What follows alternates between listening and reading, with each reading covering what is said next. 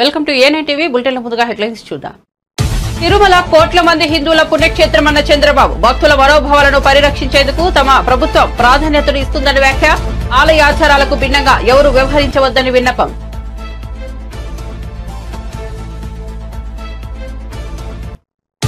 స్వామిని దర్శించుకునేందుకు మాజీ సీఎంకు హక్కు లేదా అని జగన్ ప్రశ్న. లడ్డూ అంశాన్ని డైవర్ట్ చేసే ప్రయత్నం చేస్తున్నారని మండిపాటు. తిరుమల లడ్డూ విశిష్టతను దెబ్బతీస్తున్నారని ఆగ్రహం.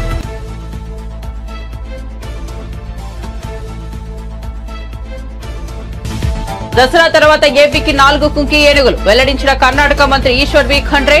ఏపీ కర్ణాటక రాష్ట్రాల మధ్య కుదిరిన 6 కీలకమైన ఒప్పందాలు.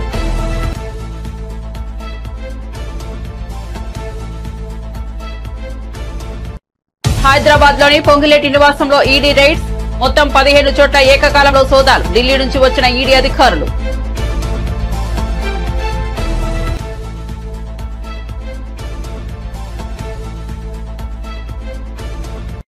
తిరుమల డిక్లరేషన్ పై జగన్ సంతకం పెట్టరన్న భూమన. సంతకం చేయకుండానే స్వామివారిని దర్శించుకుంటామని వ్యాఖ్య. తమను ఎవరు అడ్డుకోలేరన్న టీటీడీ మాజీ చైర్మన్.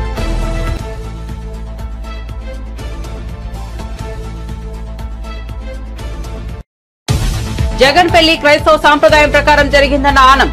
వైఎస్ సమాధి వద్ద శివ ఉంటుందని వ్యాఖ్య. తిరుమల డిక్లరేషన్ పై జగన్ సంతకం చేయాల్సిందేనన్న ఆనం.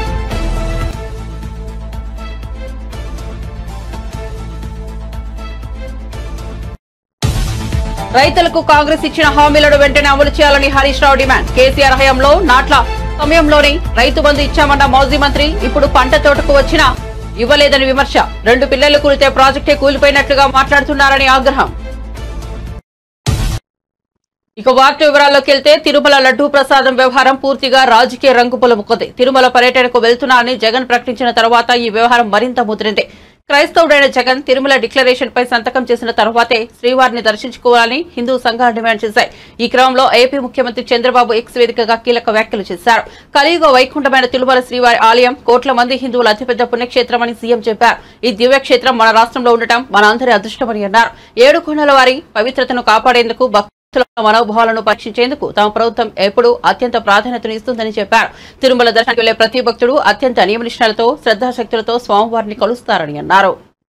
తెలంగాణలో ఇటీవల భారీ వర్షాలు వరదలకు నిరాశ్రయులుగా మారిన ప్రజలను ఆదుకోవడానికి రిలయన్స్ కంపెనీ ముందుకు వచ్చింది. కంపెనీ తరఫున 20 కోట్ల విరాళం ప్రకటించింది. ఈ మేరకు శుక్రవారం రిలయన్స్ కంపెనీ యజమాని ముఖేష్ అంబానీ, ఆయన భార్య నీతా అంబానీ తరఫున వచ్చిన ప్రతినిధులు ముఖ్యమంత్రి రేవంత్ రెడ్డిని కలుసుకున్నారు. కంపెనీ తరఫున 20 కోట్ల విరాళానికి సంబంధించిన చెక్కును అందజేశారు. రిలయన్స్ కంపెనీ ప్రజాప్రతినిధులతో పాటు ఈ కార్యక్రమంలో మంత్రి తుమ్మల నాగేశ్వరరావు కూడా ముఖ్యమంత్రి రేవంత్ రెడ్డిని కలుసుకున్నారు. కాగా వరద బాధితులకు సాయం చేయడానికి ముఖ్యమంత్రి రిలీఫ్ ఫండ్ కు విరాళాలు వెల్లువెత్తుతున్నాయి. పలువురు సినీ రాజకీయ ప్రముఖులతో పాటు సామాన్యులు కూడా తోచిన విరాళం పంపిస్తున్నారు.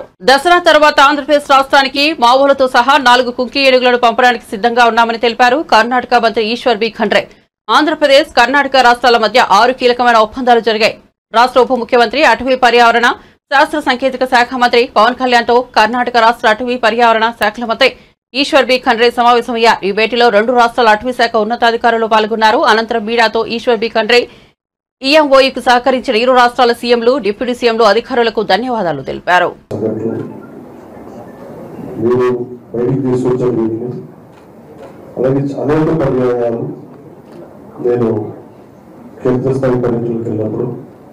దృష్టికి తీసుకొచ్చాను కొద్ది సంవత్సరాలు. అందుకని విధానాన్ని ప్రాక్టికల్గా చూసినప్పుడు కొత్త ప్రభుత్వం శ్రీ నారా చంద్రబాబు నాయుడు గారి ఆధ్వర్యంలో ఉన్న ఎన్డీఏ ప్రభుత్వం అధికారంలో రాగానే నేను డిప్యూటీ సీఎంగా అటవీ పర్యావరణ శాఖ చేపట్టగానే నాకు మొట్టమొదటి చేయదలుచుకుంది పంట పొలాన్ని విధ్వంసం చేస్తున్న ఈ ఏనుగు సమస్య ఎలా తీర్చాలని మన పిసిసిఎఫ్ ఆంధ్రప్రదేశ్ వారిని అడిగారు, చిరంజీవి చౌదరి గారిని అడిగారు. అడిగితే ఇలాంటి బాగా ఎదుర్కోగలిగే సత్తా సమర్థత కర్ణాటక అటవీ శాఖకు ఉంది. మనం మన అప్రోచ్ చేసి కొంత సహాయం చేసే అవకాశాలు ఉన్నాయని వెంటనే మన చిరంజీవి చౌదరి గారు అది కాంటాక్ట్ ఆయన సమకాలీకులు ఉన్న అటవీ శాఖలో కర్ణాటక అటవీ శాఖకు వెళ్తే వెంటనే స్పందించి గౌరవ అటవీ పర్యావరణ శాఖ మంత్రి శ్రీ ఈశ్వర్ ఖండ్రే గారి దృష్టికి తీసుకెళ్ళగానే వెంటనే చాలా పెద్ద మనసుతోటి చాలా సాధారణంగా ఆహ్వానించి వాళ్ళ సొంతలు రమ్మని చెప్పండి, వాళ్ళు ఏం చేయగలిగారో చేద్దామని చెప్తే వెంటనే నేను 48 గంటలు నాకు అపాయింట్మెంట్ ఇచ్చారు. లెస్ దాన్ 48 hours మొత్తం సిద్ధం చేశారు. విధానసౌధకి వెళ్ళాను. కర్ణాటకలోని విధానసౌధకి వెళ్ళి కూర్చుంటే చాలా ఆంధ్రప్రదేశ్ నుంచి మన ప్రజలందరూ తరఫున సమస్యను వినియోగించాను. దానికి ముందే కర్ణాటక గౌరవ ముఖ్యమంత్రి శ్రీ సిద్ధరామయ్య గారి దగ్గరికి కలిశాను. వారికి కూడా తెలియజేసి వారు ఒకటే చెప్పారు, సంపూర్ణమైన మద్దతు ఉంటుంది మీకు అని చెప్పారు. శ్రీ సిద్ధరామయ్య గారి దగ్గరికి కలిశాను, వారికి కూడా తెలియజేసి వారు ఒకటే చెప్పారు, సంపూర్ణమైన మద్దతు ఉంటుంది మీకు అని చెప్పారు. అలాగే ఈశ్వర్ ఖండ్రే గారి దృష్టికి తీసుకెళ్తే ఆ రోజున చాలా పెద్ద ఎత్తున స్వాగతం పలికి చాలా ప్రేమగా ఆప్యాయంగా సమస్యలన్నీ విని సాదరంగా ఆహ్వానించి చెప్పారు, ఈ సమస్యలు ఉన్నాయంటే వెంటనే ఆయన పెద్ద ఆలోచన కూడా చేయలేదు. మీరు ఇంత దూరం వచ్చారు, మేము మీకోసం చేస్తాం. సో దాంట్లో భాగంగా నేను ప్రతిపాదించింది కానీ మన ఆంధ్రప్రదేశ్ అటవీ శాఖ అధికారులు, ఉన్నత అధికారులు ప్రతిపాదించింది ఇట్లా ఎలా చేద్దాం దీన్ని అంటే, ఈశ్వర్ ఖండ్రే గారు ఆయనే ముందస్తుగా తెలియజేసింది ఏంటంటే, ఒక MOU చేసుకుందాం. ఇప్పుడు దాకా దేశంలో ఇరు రాష్ట్రాల మధ్య అటవీ శాఖకు సంబంధించి ఇలాంటి MOUలు ఎప్పుడు జరగలేదు. అది ఈశ్వర్ ఖండ్రే గారు చెప్పారు, ఇప్పుడు దాకా ఎప్పుడు జరగలేదని.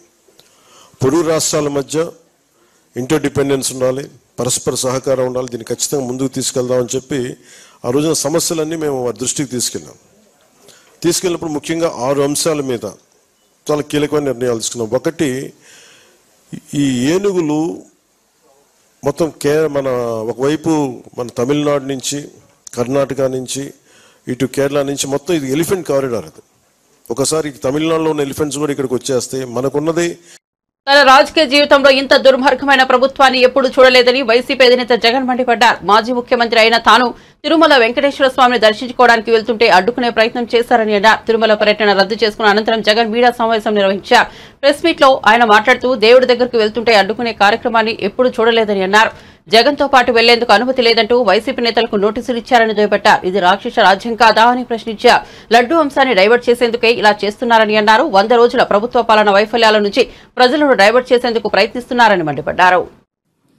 ఆశ్చర్యం ఏమిటంటే తెలుసా, ఈ మాదిరిగా వైఎస్ఆర్సీపీకి సంబంధించిన కార్పొరేటర్లకు, ఈ మాదిరిగా వైఎస్ఆర్సీపీకి సంబంధించిన నాయకులకు, ఈ మాదిరిగా వైఎస్ఆర్సీపీకి సంబంధించిన అనేక మంది శ్రేణులకు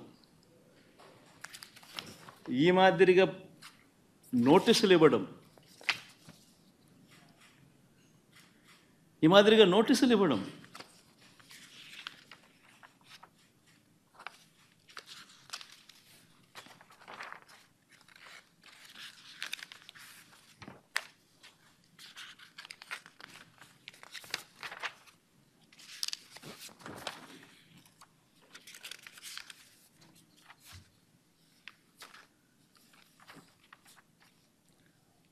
నోటీసులో ఏమని రాస్తారు,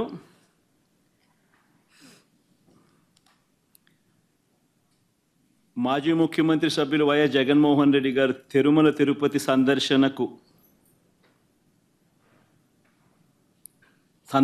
ఉన్నందున సదరు కార్యక్రమానికి అనుమతి లేనందున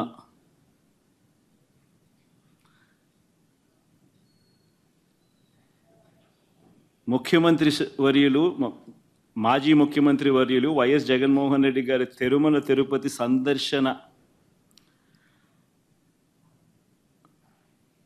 సందర్శనకు సదరు కార్యక్రమానికి అనుమతి లేనందున మీ ఆధ్వర్యంలో కార్యకర్తలతో మరియు మీ సొంత వాహనాలలో బయలుదేరి తిరుపతికి చేరుకుని వారు నిర్వహించే కార్యక్రమంలో పాల్గొంటారని సమాచారం.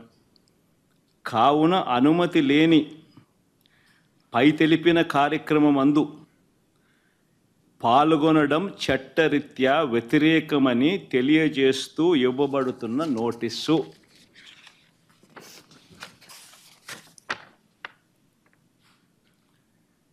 ఒక రాష్ట్ర మాజీ ముఖ్యమంత్రి జగన్మోహన్ రెడ్డి అనే వ్యక్తి, ఒక రాష్ట్ర మాజీ ముఖ్యమంత్రి అయిన జగన్మోహన్ రెడ్డికి తిరుమల తిరుపతి దేవస్థానంలో దేవుడిని దర్శించుకునేందుకు వెళ్తాను అనంటే, వెళుతున్న నేపథ్యంలో మీకు పర్మిషన్ లేదు,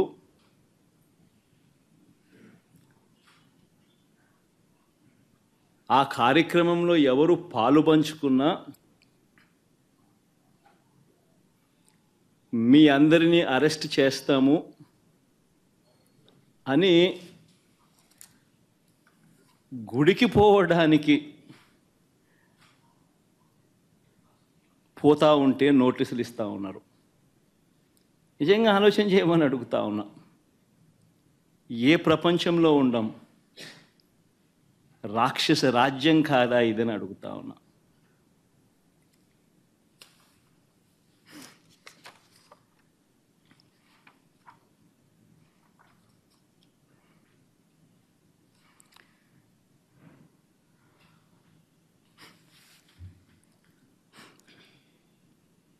ఒకవైపునేమో నన్ను ఇలా వెళ్ళనివ్వకుండా, ఒకవైపున వైఎస్ఆర్సీపీ శ్రేణులెవరూ కూడా వెళ్ళనివ్వకుండా ఈ మాదిరిగా నోటీసులు ఒకవైపున ఇస్తూ, మరోవైపున టీవీలలో చూస్తే ఆశ్చర్యకరమైన విషయాలు, చుట్టుపక్కల రాష్ట్రాల నుంచి కూడా బీజేపీ వాళ్ళని తప్పిస్తున్నారు. మరి బీజేపీ పై వాళ్ళకు తెలుసో తెలీదో నాకైతే తెలియదు. కానీ వైసీపీ అధినేత జగన్ ఒక హాఫ్ టికెట్ అని టీడీపీ నేత ఆనం వెంకటరమణారెడ్డి తీవ్ర వ్యాఖ్యలు చేశారు. ఆయన హిందువా లేక క్రిస్టియానా అని ప్రశ్నించారు. 100 ఏళ్ల క్రితం 1925లో వైఎస్ కుటుంబం క్రైస్తవ మతం తీసుకుందని చెప్పారు. ఆనాటి నుంచి ఇప్పటి వరకు వైఎస్ కుటుంబం యేసుక్రీస్తునే నమ్ముతోందని తెలిపారు. జగన్ తల్లి విజయమ్మ, భార్య భారతి, సోదరి షర్మిల అందరూ క్రైస్తవులేనని చెప్పారు. జగన్ పెళ్లి క్రైస్తవ సాంప్రదాయం ప్రకారమే జరిగిందని వెంకటరమణారెడ్డి తెలిపారు. వైఎస్ రాజశేఖర రెడ్డి, భారతి తండ్రి అంత్యక్రియలు క్రైస్తవ సాంప్రదాయం ప్రకారమే జరిగాయని చెప్పారు. వైఎస్ సమాధి వద్ద సిలువ ఉంటుందని అన్నారు. జగన్ క్రిస్టియన్ కాకపోతే అక్కడున్న సిలువను తొలగించాలని చెప్పారు. క్రైస్తవులను కూడా జగన్ మోసం చేస్తున్నారని మండిపడ్డారు. సిబిఐకి ఇచ్చిన అఫిడవిట్లో జగన్ తనను క్రిస్టియన్ గానే చెప్పుకుంటున్నారని తెలిపారు. వైఎస్ వెంకటరెడ్డి అంటే రాజశేఖర్ రెడ్డి గారి తాత. కడపలో జేజి తాత అంటారు, మా ఊర్లో తాత అంటాం మేము. వైఎస్ వెంకటరెడ్డి అనే వ్యక్తి ఈయన వైఎస్ జగన్మోహన్ రెడ్డికి జేజి తాత. ఈ వైఎస్ వెంకటరెడ్డి ఒక ముఠా నాయకుడు. ఈ వైఎస్ వెంకటరెడ్డి 1925 అంటే కరెక్ట్ గా 100 ఏళ్లు వెనక క్రిస్టియన్ గా, క్రైస్తవుడుగా ఇతను మారాడు. ఈ ముఠా నాయకుడిలో మార్పు వచ్చి క్రైస్తవుడుగా, క్రిస్టియన్ గా యేసు ప్రభుని నమ్ముకొని ఇతను క్రిస్టియన్ అయ్యాడు. 100 ఏళ్ల ముందర 1925 ఈ వైఎస్ వెంకటరెడ్డి క్రిస్టియన్ గా మారిన తర్వాత వాళ్ళ కుటుంబం అంతా క్రిస్టియానిటీలోనే ఉండింది. యేసు ప్రభువునే నమ్ముకున్నారు. అది తప్పు కాదు. ఎవరు ఏ రిలీజన్ ని నమ్ముకోవాలన్నా, ఏ మతాన్ని ఎవరన్నా నమ్ముకోవాలన్నా అది వాళ్ళకి పూర్తి స్వేచ్ఛ భారతదేశంలో ఉంది అనే విషయం మనం అందరినీ గమనించాలి. ఓకే, జయమ్మ ఎవరు? సాక్షాత్తు వైఎస్ రాజశేఖర్ రెడ్డి తల్లి. ఆమె కూడా క్రిస్టియనే. నేను ఒకటే అడుగుతున్నా మిమ్మల్ని, ఒక్కసారి గుర్తు పెట్టుకోండి. వైఎస్ విజయమ్మ కూడా క్రిస్టియనే, రాజశేఖర్ రెడ్డి క్రిస్టియనే. రాజశేఖర్ రెడ్డి శ్రీమతి పెద్దామి విజయమ్మ గారు, ఆమె కూడా క్రిస్టియనే. జగన్మోహన్ రెడ్డి క్రిస్టియనే. జగన్మోహన్ రెడ్డి భార్య క్రిస్టియనే. జగన్మోహన్ రెడ్డి చెల్లి క్రిస్టియనే. నేను అడుగుతున్నాను, ఒక ముఠా నాయకుడు అని, వైఎస్ వెంకటరెడ్డి ముఠా నాయకుడు, ఒక ఫ్యాక్షనిస్ట్ అని నేను చెప్పలేదు. చెప్పింది ఎవరు? విమలమ్మ గారు. సాక్షాత్తు విమలమ్మ గారు చెప్పారు. ఏమని? మా తాత యోధుడు గారు సంధించి వెంకటరెడ్డి అని మా తాత గారు 93 సంవత్సరాలు అంటే 1925 లో క్రైస్తవుడిగా మారాడు. యేసు ప్రభువుని స్వంత రక్షణగా అంగీకరించాడు. అంతకు ముందర ఆయన విగ్రహాలు పూజించేవాడు. రాయలసీమలో ముఠా నాయకుడు. ఇది నేను చెప్పలే, వైఎస్ విమలమ్మ చెప్పింది. ఆమె రాసిన బయోగ్రఫీలో, ఆమె రాసిన ఆత్మకథలో సాక్షాత్తు ఆమె చెప్పింది. మా తాతగారు 1924లో ఎగ్జాక్ట్ గా 100 ఏళ్ల ముందర మేము క్రిస్టియన్స్ అయిపోయాము అని. తెలంగాణ మంత్రి పొంగులేటి శ్రీనివాసరెడ్డికి ఈడీ షాక్ ఇచ్చింది. హైదరాబాద్ నార్సింగిలోని ఆయన ఇంటిపై ఈడీ రైడ్ చేసింది. పొంగులేటి నివాసంలో ఈడీ తనిఖీలు నిర్వహిస్తోంది. ఉదయం నుంచి సోదాలు కొనసాగుతున్నాయి. మొత్తం 15 చోట్ల ఏకకాలంలో ఈడీ సోదాలు నిర్వహిస్తున్నారు. ఈ 15 ప్రాంతాల్లో శ్రీనివాసరెడ్డికి చెందిన ఫార్మా, రియల్ ఎస్టేట్ కంపెనీలో కూడా ఈడీ అధికారులు సోదాలు చేస్తున్నారు. ఖమ్మంలోని ఆయన నివాసంలో కూడా సోదాలు జరుగుతున్నట్లు సమాచారం. ఈడీ అధికారులు ఢిల్లీ నుంచి వచ్చారు. సీఆర్ఎఫ్ పోలీసుల భద్రత మధ్య సోదాలు జరుగుతున్నాయి. రాష్ట్రంలో విచిత్ర పరిస్థితులు నెలకొన్నాయని, రాష్ట్ర వ్యాప్తంగా భయాందోళనలు, అశాంతి తలెత్తేలా ప్రభుత్వం ప్రయత్నించడం దారుణమని మాజీ మంత్రి అంబటి రాంబాబు అన్నారు. శుక్రవారం ఆయన తాడేపల్లిలోని వైఎస్ఆర్సీపీ కేంద్ర కార్యాలయంలో మీడియా సమావేశంలో మాట్లాడుతూ వైఎస్ జగన్ తిరుపతి వెళ్తుంటే ప్రభుత్వానికి ఆందోళన ఎందుకు అంటూ ప్రశ్నించారు. వైఎస్ జగన్ తిరుపతి ఎట్లా వస్తాడో చూస్తామని కొందరు మాట్లాడుతున్నారు. హైదరాబాద్ కు చెందిన బీజేపీ నేతలు, తిరుపతి జనసేన నేతలు, టీడీపీ వారిదే అదే మాట. ఇంత విచిత్రమైన పరిస్థితిని నేనెప్పుడు చూడలే. వైఎస్ జగన్ ఓ 6గురితో కలిసి తిరుపతి వెళ్తున్నారు. అధికారికంగా అందరికీ తెలిసిందే. ఆయన వెంట ఎవరూ వెళ్లొద్దంటూ పోలీసులు ఆంక్షలు పెట్టడమేంటి? వెంకటేశ్వర స్వామిని మాజీ సీఎం దర్శించుకోవడానికి అనుమతి లేకపోవడమేంటి? దేవుడి దర్శనం ఒక అనుమతి కావాలా? దైవ దర్శనానికి పోలీసుల నుంచి అనుమతి తీసుకోవడం ఏనాడైనా ఉందా అని అంబటి రాంబాబు నిలదీశారు. మాజీ ముఖ్యమంత్రి వైఎస్ఆర్ కాంగ్రెస్ పార్టీ అధ్యక్షులు జగన్మోహన్ రెడ్డి గారు ఈరోజు సాయంత్రం బయలుదేరి తిరుమల చేరుకొని అక్కడ నైట్ హాల్ట్ ఉండి ఉదయాన్నే శ్రీ శ్రీ శ్రీ వెంకటేశ్వర స్వామిని దర్శించుకోవాలనేటువంటి ఒక ప్రోగ్రాంలో ఈరోజు బయలుదేరుతున్న సందర్భంలో పురస్కరించుకొని రాష్ట్రంలో ఒక విచిత్రమైన పరిస్థితులను ఈ ప్రభుత్వం క్రియేట్ చేసేటటువంటి దీనస్థితికి దిగజారిపోయింది. ఒక మాజీ ముఖ్యమంత్రి దైవ దర్శనానికి వెళ్తున్నారని ప్రకటించిన తర్వాత రాష్ట్ర వ్యాప్తంగా ప్రకంపనలు సృష్టించాలనేటువంటి ఒక దురుద్దేశంతో అనేక రకాలైనటువంటి విషపూరితమైన ప్రచారాలు చేయడంతో పాటు అశాంతిని క్రియేట్ చేయాలనేటువంటి ఒక దుర్బుద్ధితో ఇవాళ రాష్ట్ర ప్రభుత్వమే పనిచేయటం, ఆ రాష్ట్ర ప్రభుత్వంలో ఉన్నటువంటి 3 పార్టీలు కూటమి ఇదే విధంగా ప్రవర్తన చేయడం చాలా దురదృష్టకరం. తిరుమలలో జనసేన వారు అసలు మాజీ ముఖ్యమంత్రి ఎలా వస్తాడు, ఎలా దర్శనం చేసుకుంటాడు చూస్తామనేటువంటి మాట. భారతీయ జనతా పార్టీకి సంబంధించిన వారు హైదరాబాద్ నుంచి కూడా వచ్చి ఇక్కడే కూర్చొని జగన్మోహన్ రెడ్డి గారిని మేము అడ్డుకుంటాం, కొండ మీదకి ఎలా వెళ్తాడు అనేటువంటి మాట. తెలుగుదేశం మాట కూడా ఇదే మాట, అక్కడ ఉన్నటువంటి నాయకులు. ఇక చూస్తే పోలీసు వారు ఏంటంటే, జనరల్గా నేను ఎప్పుడు ఇంత విచిత్రమైనటువంటి పరిస్థితిని నేను తిరుమలలో చూడలా, రాష్ట్ర వ్యాప్తంగా కూడా చూడలా. ఏదైనా ఒక ఆందోళన జరుగుతున్నప్పుడు ఆ ఆందోళనని కట్టడి చేయడం కోసం నోటీసులు ఇస్తారు. ఇక్కడ ఆందోళన ఏముంది? జగన్మోహన్ రెడ్డి గారు దైవ దర్శనానికి వెళ్తున్నాడు. ఆయన కూడా ఒక 6-7 కలిసి వెళ్తున్నారు. It is an official announcement. మీరందరూ రావడానికి వీల్లేదని ఎక్కడో రాయలసీమలో ఉన్న వారికి నోటీసులు ఇచ్చే కార్యక్రమం చేస్తున్నారు. మా ఎంపీ జనరల్గా ఉంటారు, తిరుమల ఎంపీ గురుమూర్తి గారు వైఎస్ఆర్ కాంగ్రెస్ పార్టీ నుంచి గెలుపొందినటువంటి వ్యక్తి. ఆయన జగన్మోహన్ రెడ్డి గారు వచ్చినప్పుడు పార్టీ అధ్యక్షులు కాబట్టి ఆయన కూడా అకంపెనీ అవ్వచ్చు. ఆయనకు నోటీస్ ఇచ్చారు, నువ్వు రావడానికి వీల్లేదు, జగన్మోహన్ రెడ్డి గారు వస్తున్న సందర్భంలో మీరెవరు కూడా కనబడడానికి వీల్లేదు అనేటువంటి మాట ఆయన చెప్తారు. దీనిలో చిత్రం ఏంటంటే, ఈ నోటీస్ చదువుతాను, పోలీస్ నోటీస్. 27/9/24 తేదీన మాజీ ముఖ్యమంత్రి వర్యులు వైఎస్ జగన్మోహన్ రెడ్డి గారు తిరుమల తిరుపతి సందర్శన ఉన్నందున సదరు కార్యక్రమానికి అనుమతి లేదని మీ ఆధ్వర్యంలో కార్యకర్తలతో మరియు మీ సొంత వాహనాలతో బయలుదేరి తిరుపతికి చేరుకుని వారు నిర్వహించే కార్యక్రమంలో పాల్గొంటారని సమాచారం. ఇది రైతులకు 2 లక్షల రుణమాఫీ జరిగే వరకు తాను నిద్రపోరని సీఎం రేవంత్ రెడ్డిని నిద్రపోనీయమని మాజీ మంత్రి BRS senior MLA Harish Rao అన్నారు.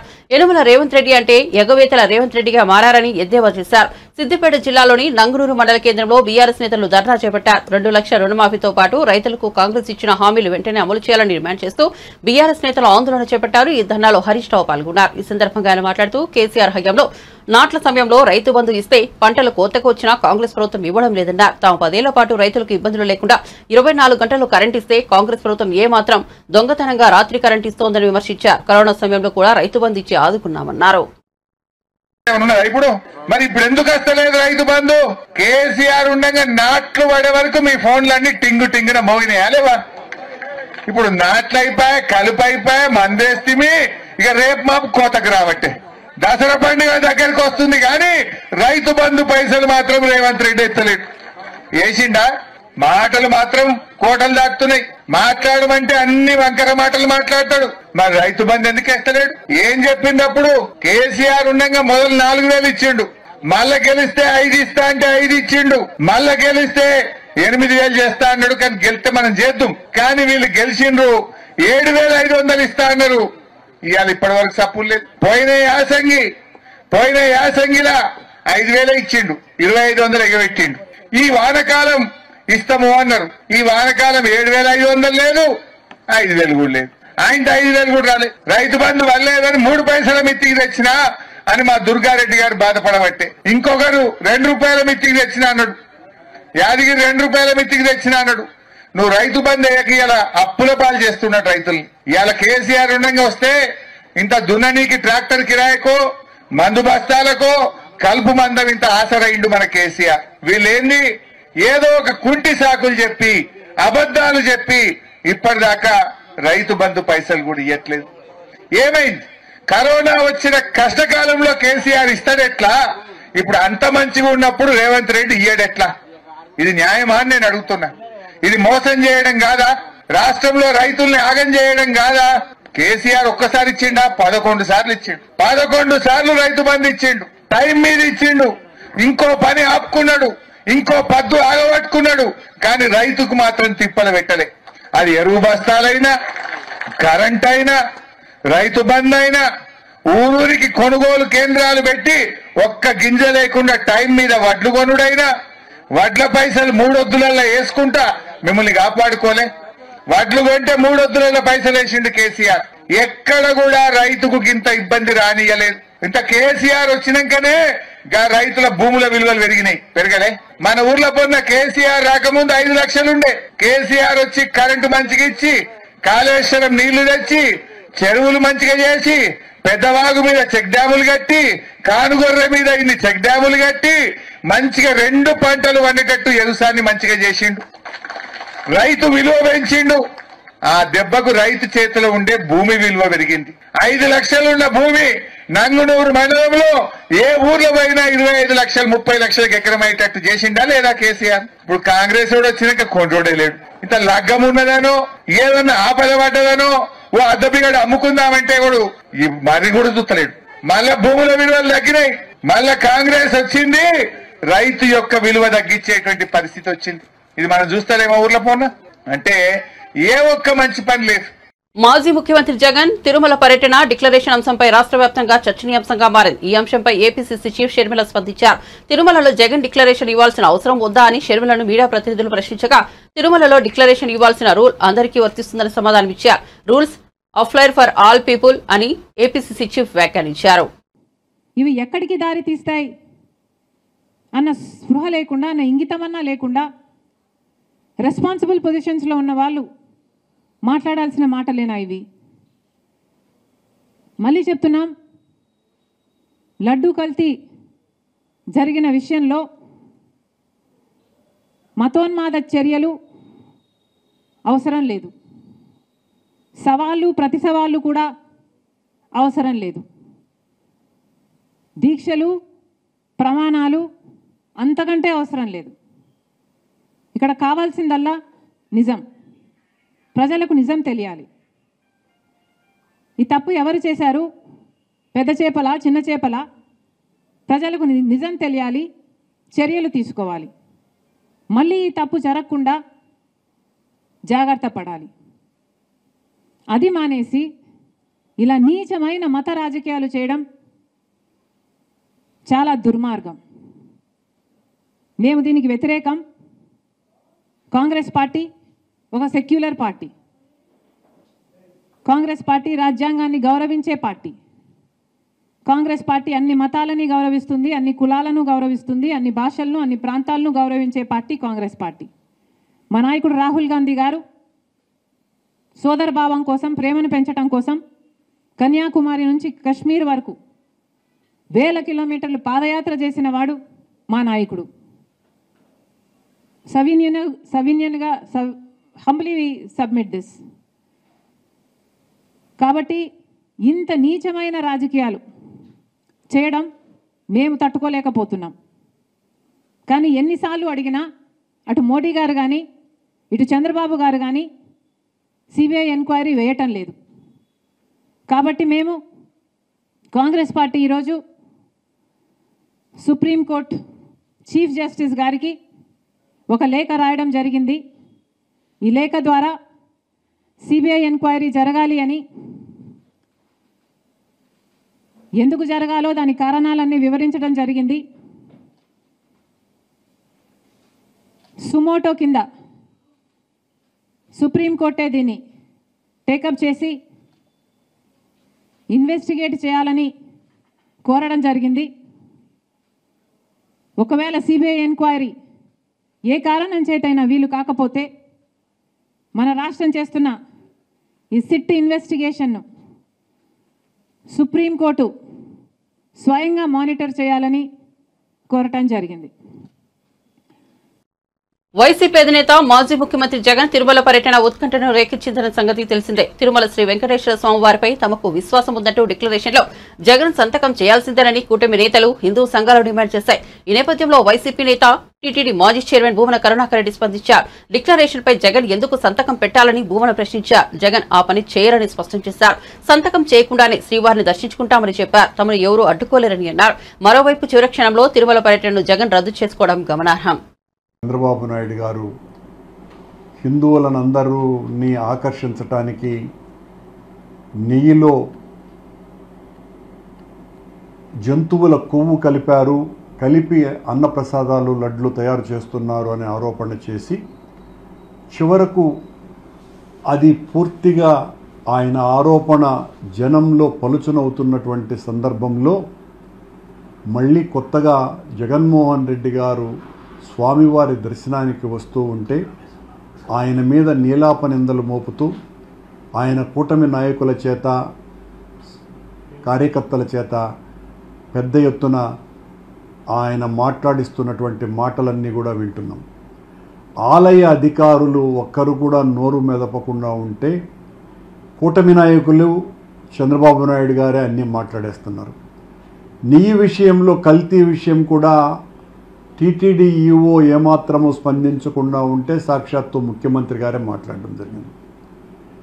ఈ రోజున జగన్మోహన్ రెడ్డి గారు ఆలయానికి వస్తున్నటువంటి సందర్భంలో రాయలసీమంతా కూడా 30 యాక్ట్ పెట్టి మా నాయకులని, కార్యకర్తల్ని భయభ్రాంతుల్ని చేస్తూ పోలీసు వాళ్ళు బెదిరిస్తూ బయటికి రాకూడదనని చెబుతూ ఎవరిని కూడా ఇంటి నుంచి బయటికి రాకుండా కట్టడి చేశారు.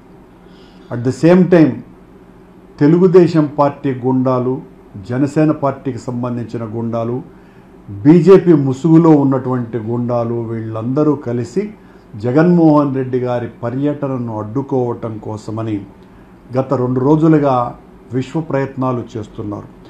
ఆ ప్రయత్నాలకు కొనసాగింపుగా ఈ రోజున వైఎస్ఆర్ కాంగ్రెస్ పార్టీ కార్యకర్తల్ని, నాయకుల్ని అందరినీ ప్రభుత్వం కట్టడి చేసింది కనుక జగన్మోహన్ రెడ్డి గారిని ఎయిర్పోర్ట్ నుంచి బయటికి రాగానే భౌతికంగా దాడి చెయ్యాలనని రౌడీలను, గూండాలను, హంతకులను పురికొల్పుతున్నారని మాకు వచ్చినటువంటి సమాచారం.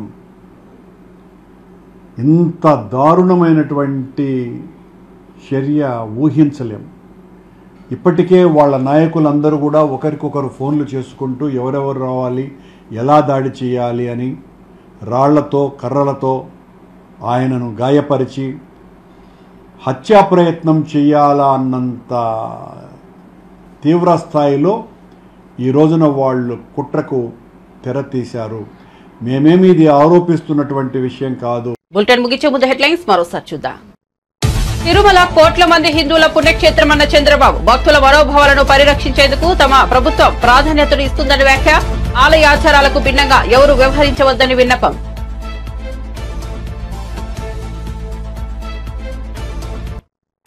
స్వామిని దర్శించుకునేందుకు మాజీ సీఎంకు హక్కు లేదా అని జగన్ ప్రశ్న. లడ్డూ అంశాన్ని డైవర్ట్ చేసే ప్రయత్నం చేస్తున్నారని మండిపాటు. తిరుమల లడ్డూ విశిష్టతను దెబ్బతీస్తున్నారని ఆగ్రహం.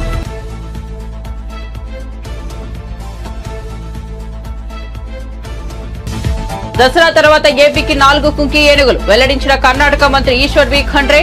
ఏపీ కర్ణాటక రాష్ట్రాల మధ్య కుదిరిన 6 కీలకమైన ఒప్పందాలు.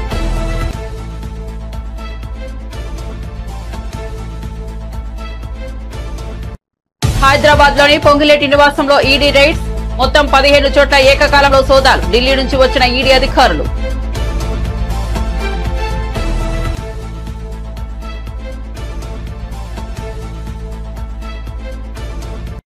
తిరుమల డిక్లరేషన్ పై జగన్ సంతకం పెట్టరన్న భూమన.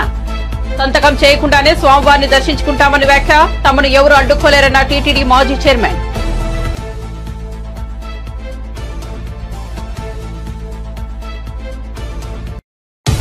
జగన్ పెళ్లి క్రైస్తవ సాంప్రదాయం ప్రకారం జరిగిందన్న ఆనం. వైఎస్ సమాధి వద్ద శివ ఉంటుందని వ్యాఖ్య. తిరుమల డిక్లరేషన్ పై జగన్ సంతకం చేయాల్సిందేనన్న ఆనం.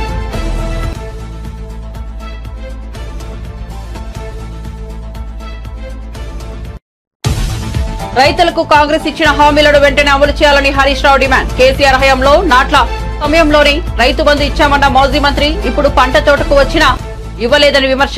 2 పిల్లలు కూలితే ప్రాజెక్టే కూలిపోయినట్లుగా మాట్లాడుతున్నారని ఆగ్రహం. అప్డేట్స్ కోసం చూస్తూనే ఉండండి A9 TV.